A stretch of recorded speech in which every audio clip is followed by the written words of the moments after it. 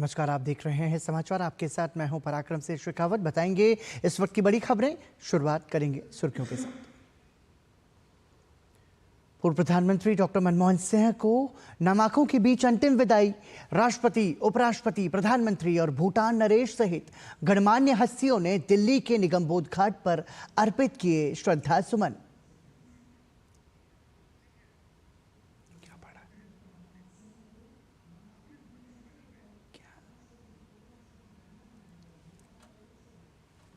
आम आदमी पार्टी पर 2 और गंभीर मामलों की जांच की आज। एलजी ने महिलाओं को 1000 रुपए देने की स्कीम के नाम पर डेटा जमा करने की जांच का दिया निर्देश।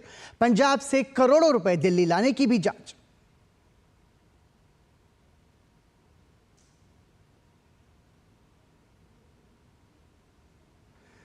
डॉक्टर मनमोहन सिंह के स्मारक मामले पर भाजपा ने कांग्रेस को घेरा। भ्रामक राजनीति करने का लगाया आरोप। कहा, राहुल गांधी ने स्वर्गीय डॉक्टर मनमोहन सिंह का किया था अपमान। मत बोलो अभी नहीं। अन्ना विश्वविद्यालय यौन हिंसा मामले में मद्रास हाई कोर्ट ने तमिलनाडु पुलिस के रवैये पर उठाए सवाल। एसआईटी जांच की कही बात। पीड़िता की सुरक्षा और आर्थिक सहायता का निर्देश। राज्यपाल का कैंपस दौरा।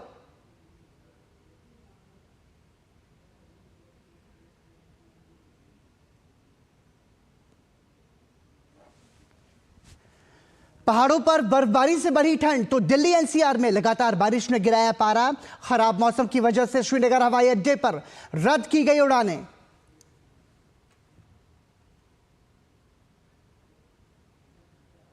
भारत के पूर्व प्रधानमंत्री डॉक्टर मनमोहन सिंह का अंतिम संस्कार पूरे राजकीय सम्मान के साथ किया गया। दिल्ली के निगमबोध घाट पर परिवार के सदस्यों के साथ राष्ट्रपति, उपराष्ट्रपति, प्रधानमंत्री नरेंद्र मोदी ने पूर्व प्रधानमंत्री डॉक्टर मनमोहन सिंह को अंतिम विदाई दी।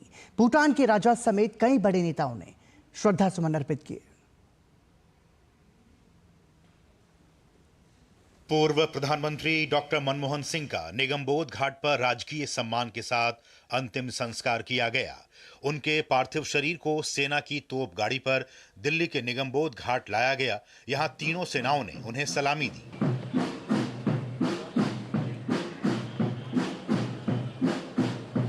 इसके बाद राजकीय सम्मान के साथ अंतिम संस्कार की रस्में पूरी की गई।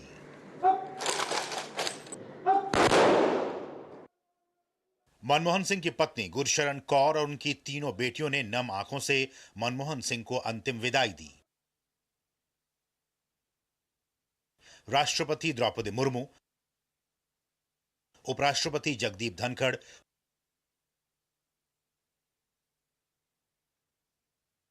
प्रधानमंत्री नरेंद्र मोदी ने देश के पूर्व प्रधानमंत्री को अंतिम विदाई दी।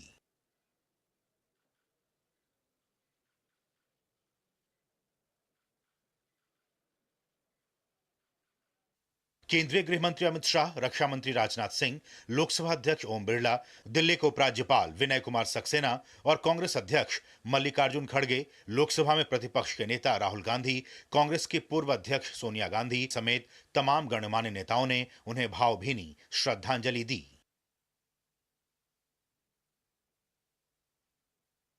भूटान के राजा जिग्मे खेसर नामग्याल वांगचुक भी निगमबोध घाट पर मौजूद थे। उन्होंने डॉक्टर मनमोहन सिंह को श्रद्धांजलि दी। भारतीय जनता पार्टी और कांग्रेस के कई नेताओं ने भी पूर्व प्रधानमंत्री डॉक्टर मनमोहन सिंह को श्रद्धांजलि अर्पित की। अंतिम संस्कार के दौरान भी मनमोहन सिंह को उनकी पसंदीदा नीली पगड़ी पहनाई गई। आपको बता दें कि मनमोहन सिंह हमेशा नीले रंग की पगड़ी पहनते थे। मनमोहन सिंह कैम्ब्रिज यूनिवर्सिटी को याद रखने के लिए उसके एक रंग को अपनी पगड़ी का सिग्नेचर कलर बना लिया था। आर्थिक सुधारों के जनक के रूप में मशहूर डॉक्टर मनमोहन सिंह अपने दूरदर्शिता के लिए हमेशा याद किए जाएंगे। डीडी न्यूज की तरफ से भी डॉक्टर मनमोहन सिंह को भावभीनी श्रद्धांजलि। गिरीश निशाना के साथ bureau report, DD news. Mauritius के प्रधानमंत्री कार्यालय की ओर से भी मनमोहन सिंह के निधन पर शोक व्यक्त करते हुए एक पत्र जारी किया गया, जिसमें बताया गया कि उनके अंतिम संस्कार के दिन सूर्यास्त तक सभी सरकारी भवनों पर मॉरिशस का झंडा आधा झुका रहेगा।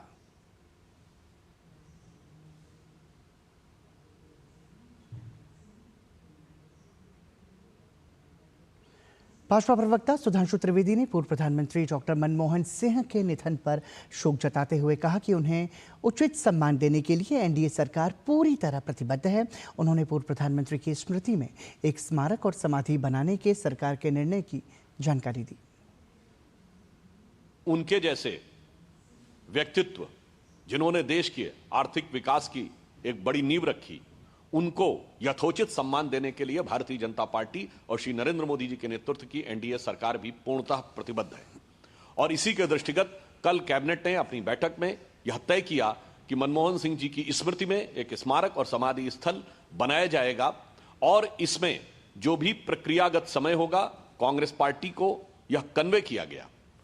कैबिनेट के तुरंत बाद गृह मंत्री आदरणीय अमित शाह जी ने कांग्रेस के अध्यक्ष आदरणीय मल्लिकार्जुन खड़गे जी को यह कन्वे किया कि सरकार स्मारक बनाने के लिए निर्णय ले चुकी है और अब जमीन का अधिग्रहण, ट्रस्ट का बनना और जमीन का ट्रांसफर जैसी प्रक्रियाएं पूर्ण होने के बाद जो समय लगेगा उसके द्वारा यथोचित और यथाशीघ्र यह कार्य किया जाएगा।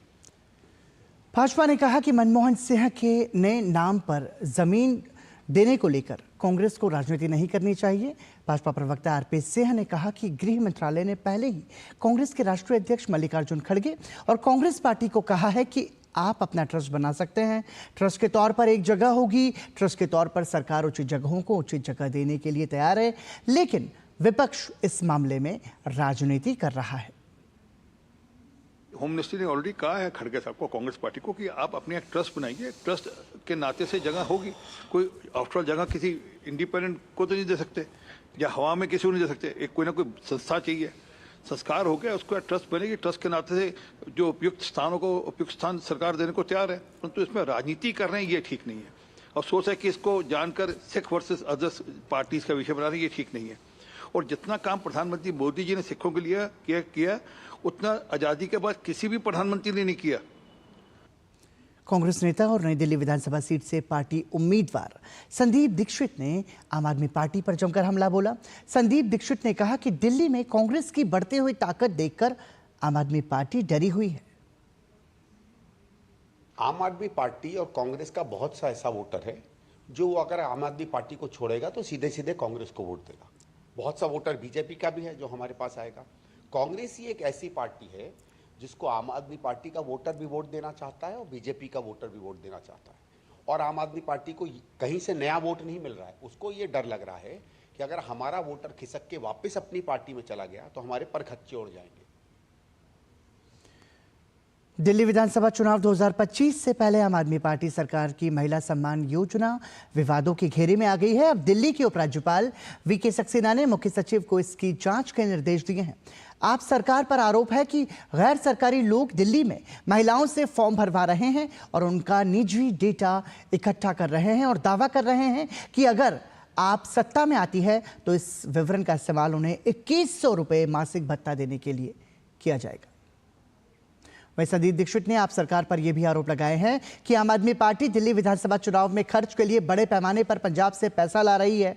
उन्होंने आरोप में कहा कि पंजाब सरकार के खुफिया पुलिसकर्मी और उनके आवास पर आते रहे हैं। उनके वाहन अक्सर उनके आवास के बाहर खड़े पाए जाते हैं। संदीप दीक्षित ने के मुताबिक यह दिल्ली के पूर्व मुख्यमंत्री के इशारे पर हो रहा है। ऐसा कर आप प्रमुख अरविंद केजरीवाल लोकतांत्रिक प्रक्रिया और स्वतंत्र और निष्पक्ष चुनाव को बाधित करने का प्रयास कर रहे हैं। भाजपा ने 2100 रुपए की योजना को लेकर एक बार फिर दिल्ली की आप सरकार को घेरा है। भाजपा प्रवक्ता शुजात पूनावाला ने आरोप लगाया है कि गैर सरकारी लोग इस योजना के नाम पर दिल्ली की जनता का डेटा इकट्ठा कर रहे हैं। इस मामले पर एलजी ने जांच के आदेश दे दिए। आम आदमी पार्टी ने 2 स्कीम के बारे में बताया जो स्कीम सरकार की तरफ से लागू ही नहीं की गई है और उसमें आम आदमी पार्टी के कार्यकर्ता डेटा कलेक्ट करने भी लग गए और किस प्रकार से प्राइवेट डिटेल्स लोगों के लिए जा रहे थे हमने देखा है। इसमें एलजी साहब ने जांच के आदेश भी दिए हैं और चीफ सेक्रेटरी से कहा है कि पता करे, इंक्वायरी करे कि कैसे नॉन गवर्नमेंटल व्यक्ति गवर्नमेंट की स्कीम के नाम पर जो एग्जिस्ट ही नहीं करती, जिस पर गवर्नमेंट के ही विभाग ने, आतिशी जी के ही हेल्थ विभाग ने और विमेन एंड चाइल्ड डेवलपमेंट विभाग ने क्लैरिफाई किया है कि ये स्कीम्स लागू नहीं है, उसमें प्राइवेट डिटेल्स ली जा रही है।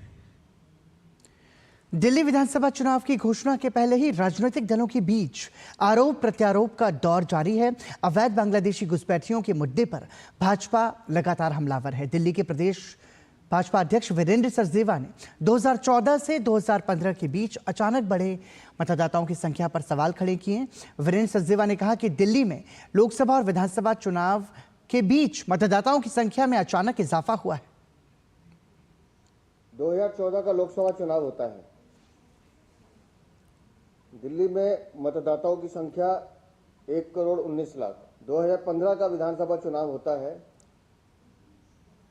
अचानक मतदाताओं की संख्या हो जाती है 1,33,00,000। 15 से लेकर 19 तक 4 सालों में 6 लाख लोग बढ़ते हैं, लेकिन 2020 का विधानसभा चुनाव होते ही वो मतदाता 1,48,00,000 हो जाते हैं। और वही खेल अब जब 2024 के लोकसभा चुनाव में 1,53,00,000 मतदाता है, वही खेल दिल्ली में अब खेला जा रहा है।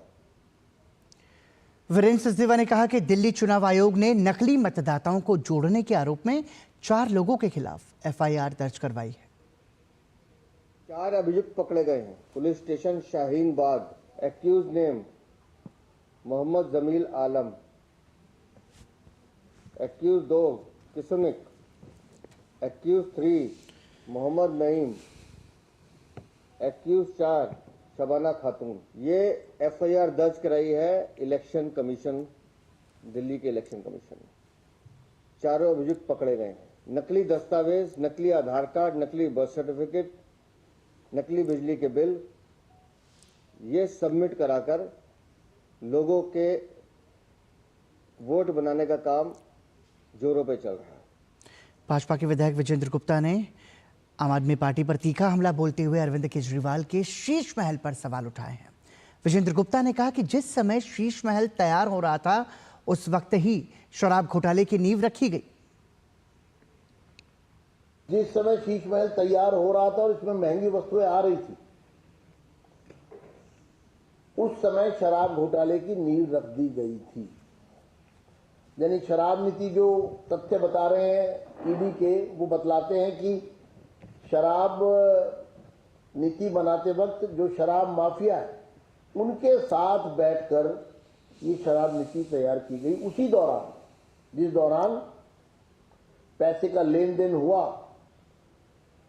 जिसमें ये तथ्य भी सामने आ गए कि शराब नीति में जो कमीशन 5% से 12% की गई, उसके बदले में भी पैसा लिया गया। और तथ्यों के आधार पर शराब घोटाले में जो पैसा आया, उसकी रोशनी शीश महल पर भी पड़ी। राजस्थान में नए जिलों में बड़ा फेरबदल किया गया है। गहलोत सरकार द्वारा बनाए गए 17 नए जिलों में से केवल 8 जिले ही अब यथावत रहेंगे, जबकि बाकी 9 जिलों को भजनलाल सरकार द्वारा रद्द किया गया है। इन 9 रद्द किए गए जिलों में शाहपुरा, नीमकाथाना, जोधपुर ग्रामीण, जयपुर ग्रामीण, सांचौर, दूदू, केकड़ी, गंगापुर सिटी और अनूपगढ़ शामिल है। इसके अलावा पहले बनाए गए 3 संभागों पाली, सीकर और बांसवाड़ा को भी निरस्त कर दिया गया है। अब राजस्थान में कुल 41 जिले होंगे, जिनमें 33 पुराने जिले और 8 नए जिले शामिल हैं। इन 8 नए जिलों में बालोतरा, ब्यावर, डीग, कोटपुतली, कुचामन, खैरथल, फलोदी और सलूंबर शामिल है। यह फैसला राजस्थान सरकार द्वारा लिया गया है। हरियाणा सरकार ने सेना और सीआरपीएफ के शहीदों के परिवारों के लिए बड़ा फैसला लिया है। सैनी सरकार ने सेना और सीआरपीएफ के शहीदों के परिवारों के लिए दी जाने वाली अनुग्रह राशि को 50 लाख से बढ़ाकर 1 करोड़ करने का फैसला लिया है। इसके अलावा 1957 के हिंदी आंदोलन मातृभाषा के सत्याग्रहियों के लिए जो मासिक पेंशन 15,000 थी, उसे भी बढ़ाकर 20,000 रुपये करने का निर्णय लिया है। सेना और सीआरपीएफ के शहीद परिवारों की अनुग्रह राशि वो 50 लाख रुपए से बढ़ा करके 1 करोड़ रुपए करने की वो स्वीकृति उसमें की गई है। जो हिंदी आंदोलन के 1957 के मातृभाषा सत्याग्रहियों के लिए जो मासिक पेंशन थी वो 15,000 रुपये थी, उसको बढ़ा करके 20,000 रुपये करने का निर्णय किया है। तमिलनाडु के अन्ना यूनिवर्सिटी में यौन उत्पीड़न का मामला तूल पकड़ता जा रहा है। तमिलनाडु के राज्यपाल RN रवि ने आज चेन्नई स्थित अन्ना यूनिवर्सिटी का दौरा किया, जहां उन्होंने घटनास्थल का निरीक्षण किया और मामले की जानकारी ली। गौरतलब है कि अन्ना यूनिवर्सिटी कैंपस में 23 दिसंबर को एक छात्रा के साथ यौन उत्पीड़न का मामला सामने आया था। वहीं आज इस मामले पर सुनवाई करते हुए मद्रास उच्च न्यायालय ने जांच के लिए महिला IPS अधिकारियों की एक विशेष जांच टीम का गठन किया है। मामले की सुनवाई करते हुए कोर्ट ने कहा कि पुलिस और विश्वविद्यालय की ओर से चूक हुई है और इसलिए वो SIT बनाने के लिए इच्छुक हैं। कोर्ट ने कहा कि पीड़िता के व्यक्तिगत विवरण वाली FIR के लीक होने को गंभीरता से लिया जाना चाहिए।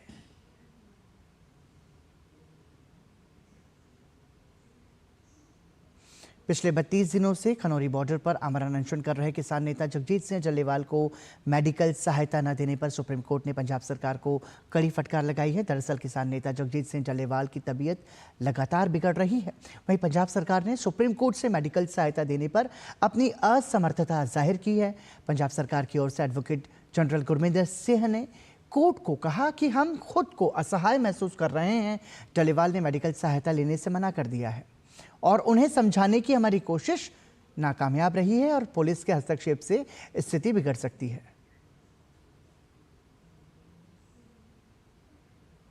संभल के चंदौसी कोतवाली क्षेत्र के लक्ष्मणगंज मोहल्ले में प्राचीन बावड़ी कुएं की खुदाई का कार्य 8वें दिन भी जारी है। खुदाई के दौरान नए प्रमाण मिले हैं, जिसमें बाबरी कुएं का हिस्सा सरकारी सड़क के नीचे पाया गया। सुरक्षा के लिए पुलिस बल तैनात है और पूरे परिसर को बांस बल्ली बैरिकेडिंग और CCTV कैमरों से कवर कर दिया गया है। नगर पालिका के अधिकारी मौके पर मौजूद हैं और खुदाई लंबे समय तक चलने की संभावना है।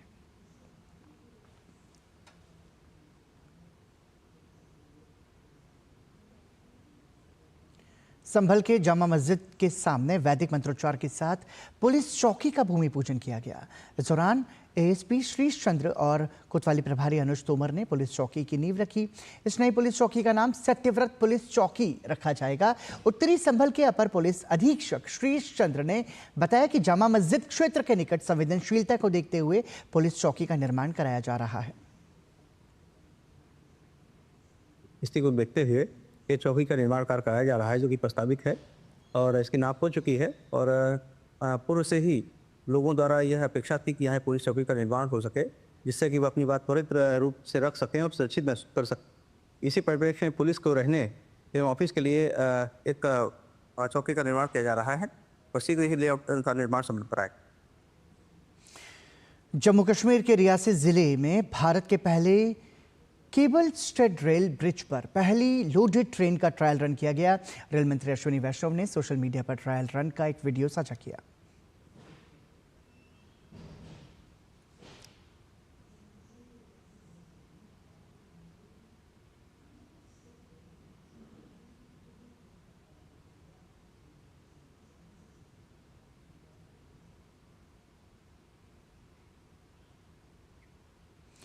श्रीनगर में जमकर बर्फबारी हो रही है। पूरा श्रीनगर बर्फ की चादर से ढका हुआ है। इसके बावजूद कश्मीर में रेल यातायात जारी है।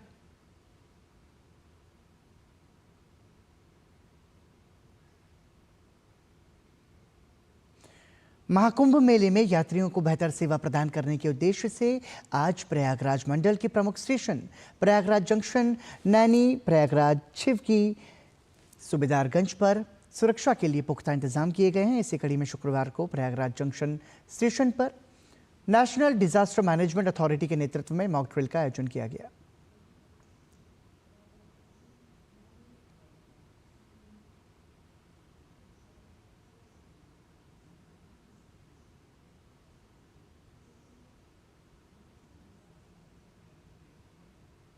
देखिए, जो अभी महाआयोजन होने वाला है महाकुंभ 2025, इसको ध्यान में रखते हुए किया गया है और इसमें हमारे NDMA और SDMA के सौजन्य से तो ये सब ने मिलकर के एक एक्सरसाइज किया है, जिसमें कि एक यहाँ इवेंट लिया गया, भगदड़ अगर हो जाती है स्टेशन पे, प्लेटफॉर्म पे, तो उस केस में कैसे डील करना है।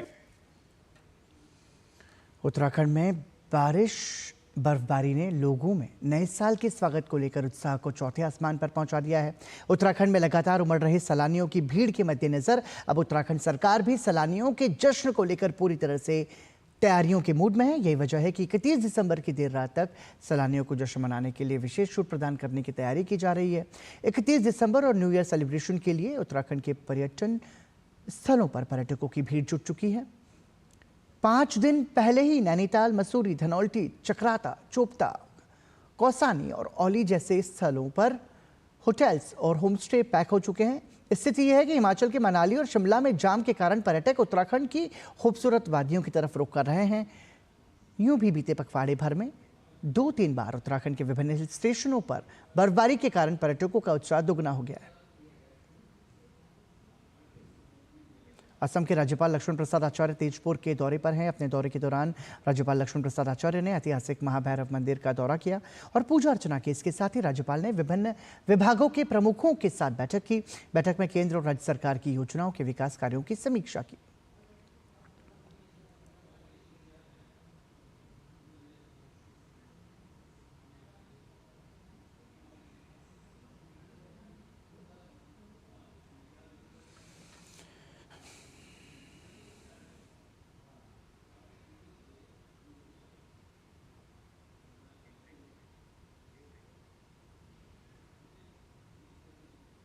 यहाँ रुक रहे हैं एक छोटे से ब्रेक के लिए। देखते रहिए डी न्यूज।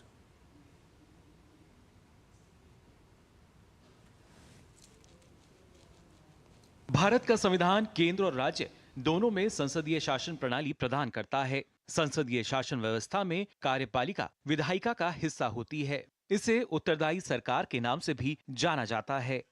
भारत में संसदीय शासन प्रणाली ब्रिटेन से ली गई है। संविधान के अनुच्छेद 74 और 75 के तहत केंद्र में और अनुच्छेद 163 और 164 के तहत राज्यों में संसदीय प्रणाली की व्यवस्था की गई है। संसदीय शासन प्रणाली में बहुमत हासिल करने वाले दल का शासन होता है, यानी लोकसभा में सबसे ज्यादा सीटें जीतने वाला राजनीतिक दल सरकार बनाता है। इसमें मंत्रिपरिषद सामूहिक रूप से लोकसभा के प्रति उत्तरदायी होता है। संसदीय व्यवस्था में राष्ट्रपति नाम मात्र का कार्यकारी प्रमुख होता है। वास्तविक कार्यकारी शक्तियां प्रधानमंत्री की अध्यक्षता में मंत्रिपरिषद के पास होती हैं। संसदीय प्रणाली में प्रधानमंत्री वास्तविक कार्यकारी प्रमुख होते हैं। मंत्रिपरिषद के सदस्य विधायिका और कार्यपालिका दोनों के सदस्य होते हैं। संसदीय प्रणाली में 2 सदनों वाली व्यवस्था अपनाई गई है, लोकसभा और राज्यसभा। भारत में संसदीय प्रणाली विधायिका और कार्यपालिका के बीच सहयोग और समन्वय के सिद्धांत पर आधारित है। मोहन यादव ने कैबिनेट मंत्रियों और अधिकारियों के साथ मंथन बैठक की। इसमें साल 2024 की उपलब्धियों और आने वाला वर्ष 2025 की प्राथमिकताओं पर चर्चा की गई, जहां उन्होंने युवा, किसान, गरीब और महिलाओं को पहली प्राथमिकता बताया। 2025 में मध्य प्रदेश सरकार की प्राथमिकताएं एमपी के सीएम मोहन यादव ने गिनाई। साल 2025 की 4 प्रायोरिटी युवा, किसान, गरीब और महिला को बताया पहली प्राथमिकता। मोहन यादव ने कहा, देश में मध्य प्रदेश अग्रणी राज्य बनकर उभरेगा। सरकार किसानों को सोलर पंप देकर उनको हर साल बिजली का बिल भरने से देगी मुक्ति। खेती को लाभ का धंधा बनाने के लिए होंगे सुधारात्मक प्रयास। मध्य प्रदेश सरकार की साल 2025 को उद्योग वर्ष घोषित करने की तैयारी। मध्य प्रदेश के मुख्यमंत्री डॉक्टर मोहन यादव की अध्यक्षता में मंत्रिपरिषद की बैठक संपन्न हुई। मंत्रिपरिषद द्वारा मध्य प्रदेश जन्म और मृत्यु रजिस्ट्रीकरण नियम 2024 लागू किए जाने की स्वीकृति दी गई।